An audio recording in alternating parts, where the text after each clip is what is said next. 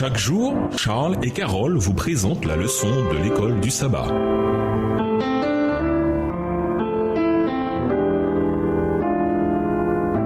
Bienvenue dans votre émission Dieu nous parle. Nous voilà à la leçon de lundi, les moqueurs. Après avoir cherché à éveiller chez ses lecteurs une claire intelligence pour que vous vous souveniez des paroles dites à l'avance par les saints prophètes et du commandement de vos apôtres, commandement de celui qui est Seigneur et Sauveur, de Pierre 3, verset 2. Pierre passe à une mise en garde particulière. Sachant combien cet enseignement serait dangereux, peut-être cherchait-il à rappeler avec force l'autorité avec laquelle il écrivait. Lisons de Pierre 3, les versets 3 et 4. Quels arguments avanceront ceux qui ne croiront pas au retour du Christ ? De Pierre 3, les versets 3 et 4, sachez avant tout que, dans les derniers jours, il viendra des moqueurs pleins de railleries qui marcheront selon leur propre convoitise et diront « Où est la promesse de son avènement ?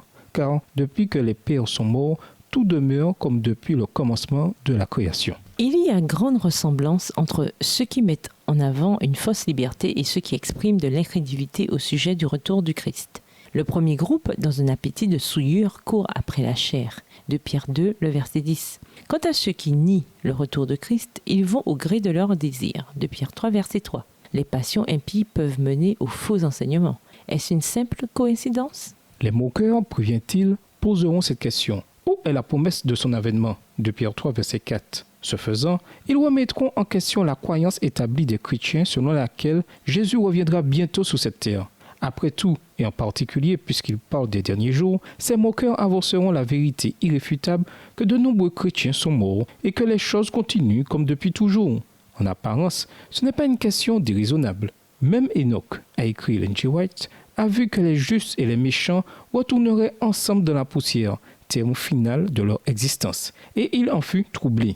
Si même Enoch, qui vivait avant le déluge, a eu du mal avec cette question, à combien plus forte raison ceux qui ont vécu dans les millénaires qui ont suivi et jusqu'au dernier jour.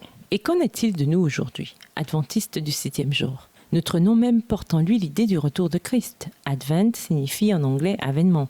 Et pourtant, il n'est pas encore revenu. Et c'est vrai que nous rencontrons des moqueurs, tout comme Pierre l'avait prédit. Dans votre propre vécu de foi, comment gérez-vous le fait que Christ ne soit pas encore revenu ? Venez en classe avec vos réponses ce sabbat. Et nous vous laissons avec la question du jour. Quelle espérance ou quel réconfort puisez-vous dans 2 Pierre 3 ? Au revoir. Et à demain si Dieu veut. Dieu nous parle. Chaque jour, Charles et Carole vous présentent la leçon de l'école du sabbat.